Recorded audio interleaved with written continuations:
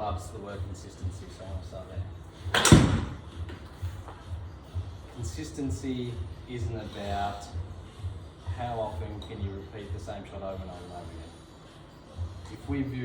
If you viewed consistency like that, it'd be extremely frustrating. How often can I hit it in the middle? How often can I keep it on that line? That sort of stuff. And I'm sure that's not what you guys mean when it comes to consistency. It's, if you had 10 rounds of golf, am I going to play more at this end than I am at this end? If I had a year's worth of golf, does my whole year look like this as a golfer? Very different perspectives. So some of you guys may be familiar with handicap. So the handicap system is kind of like your level. Yep, you've got a handicap of 18. And what that actually means is based on your last 20 rounds, they pick out the 8 best rounds and then they average that out and that's your handicap. So it's like you could have an 18 handicap. What that truly means is that you've got the ability to play to an 18 handicap about 4 out of 20 rounds. How you interpret that message is completely up to you. Yep. That's not a true indication of what that is, but it's a good start. So therefore, when I practice, it's the same thing. It's like we don't want to be criticizing ourselves over every single shot that we do. Otherwise, we're extremely frustrated. Imagine somebody going through a fine-tooth comb of what you did every hour of the day. Versus, you finish the day, this is where you start, this is at the middle, this is at the end. Overall, good day. Week, month, year, whatever. And this is where golf and life is the same thing here. If I'm practicing in a block environment and I'm trying to work out what the hell am I trying to get better at, I do that. Here's my shots. And based on that, you can go, I want to be closer, or I'm happy with that, I'm going to move the golf club in the bag and move on to the next one. 5 would be a minimum.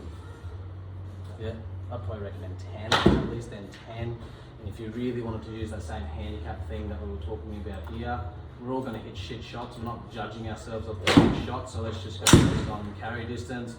Shot 5 was the worst. So 4 of my 5 shots looks like that. If I'm thinking direction, let's get rid of this shit. If I'm looking at direction, the first one offline was again shot number 5. So if I'm looking at my left and right pattern, that's what I'm looking for. US Tour numbers, 6% is their dispersion pattern. So if they're aiming at a 100-meter target, they can be 6 meters short, long, left or right. 6 meters. Sounds like a lot. So that means if they're aiming at a flag and 100 meters away, they're going to potentially miss it wider than the width of this bay. Most of us probably believe that if I'm 100 meters away, I'm going to stiff it, and that's where my one putt opportunity is going to come from. Why? Because it is one of the simpler shots. But statistically speaking, there's nothing easy about this game.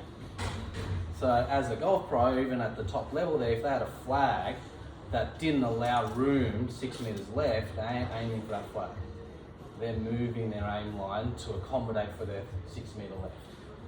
Miss. Crazy. So even if we went, okay, if we went, we're average golfers, let's go 15%. You could easily just look at the numbers there going, okay, my shot went 123 meters in the air, I'm 2.7 meters offline, is that within my 15%? Yeah, tick. And you can do this yourself. It's like, yep, tick, tick, tick, tick, tick.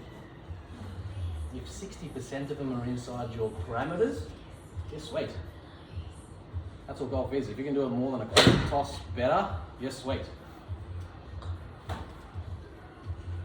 They hit 60% of fairways and 60% of greens. These are the best players in the world. They get paid millions of dollars.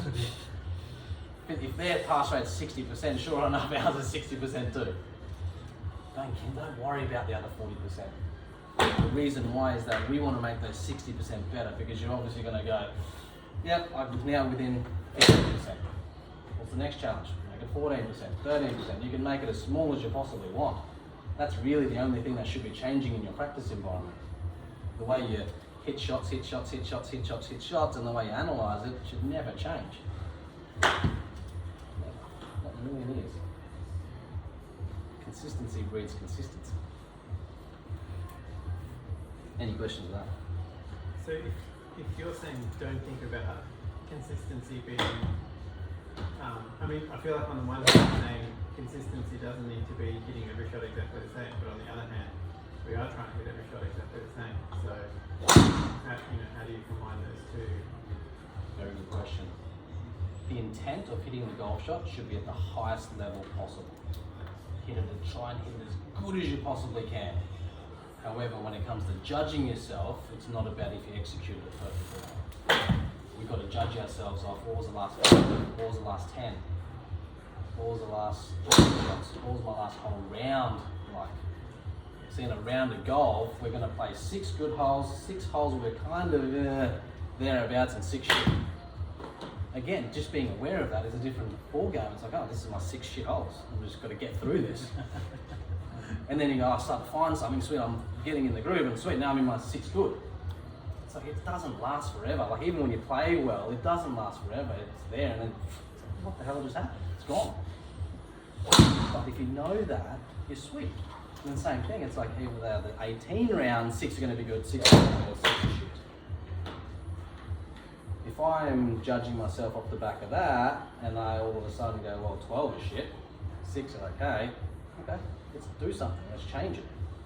But if we go, no, I'm getting my 666, don't change it. You're ticking all the boxes.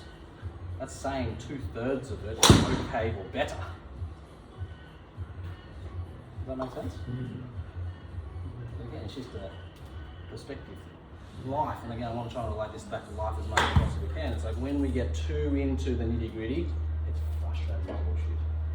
When we start to take a bigger step out, my coach goes, Google images, just imagine like you're just zooming yourself here, you're here, you're nervous as all shit, but then you zoom out, it's like, well, you're the one get to execute a shot to win, tackles that.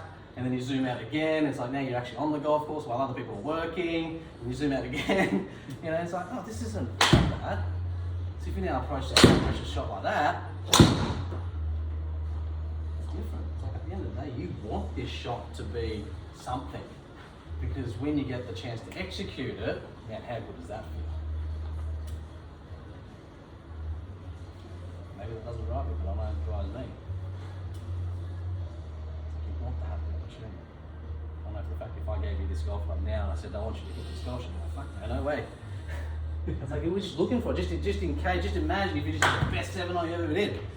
And you had actually people around you to go, holy shit, you just did it. Holding ones on your own is no fun.